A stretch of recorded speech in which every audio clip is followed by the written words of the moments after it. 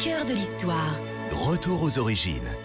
Et aujourd'hui, c'est une question de François via le site internet europe1.fr. Bonjour Franck, bonjour à l'équipe. Je suis cinéphile et j'entends régulièrement parler de Deus ex machina. Pourriez-vous nous expliquer l'origine de cette expression ? Alors, vous savez qu'il existait des machines il y a très longtemps. Pour faire plaisir à Audrey, je lui signale qu'on consacrera un jour une émission au théâtre antique, parce que là, on ne l'a pas fait du tout aujourd'hui. Je sais qu'elle est déçue, c'est ce qu'elle nous dit en tout cas via Twitter.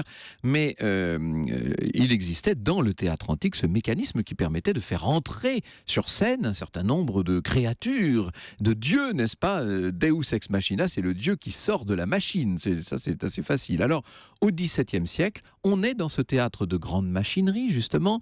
L'un des exemples les plus fameux, ce sera sans doute l'Oedipe de Corneille, d'ailleurs commandé par le surintendant Fouquet, qui est une espèce de pièce à machinerie multiple, à apparition, à disparition, avec des trappes et des poulies, si je puis dire.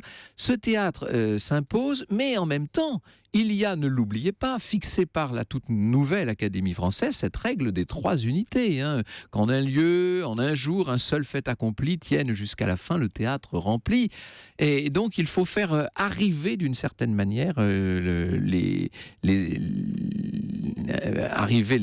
créatures inattendues par toutes sortes de subterfuges, par toutes sortes de systèmes de contrepoids, de cordes, de trappes, de leviers. Enfin, ça devait être d'ailleurs assez spectaculaire. Alors ça, c'est pour la machinerie matérielle, si je puis dire. Quand on parle d'un Deus ex machina, on est plutôt dans une acception plus, comment pourrait-on dire, plus imagée. C'est-à-dire qu'en fait, on veut parler de quelqu'un qui arrive au moment où on l'attend le moins, ou de ce qui va permettre de dénouer une situation. C'est le dénouement, le Deus ex machina. Et l'exemple sans doute le plus frappant qu'on en ait dans notre répertoire classique, c'est celui du Tartuffe de Molière, puisque vous savez que pendant l'essentiel de l'intrigue, on pense que Tartuffe va réussir, va triompher.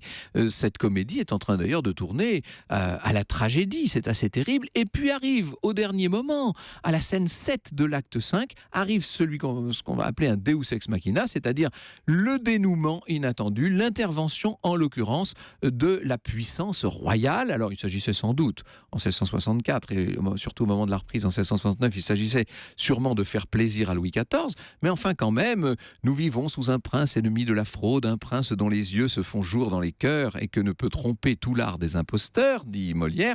Eh bien, c'est bien une intervention inattendue, miraculeuse, qui d'un seul coup fait basculer la pièce, et c'est l'exemple même de ce qu'on appelle un Deus ex machina.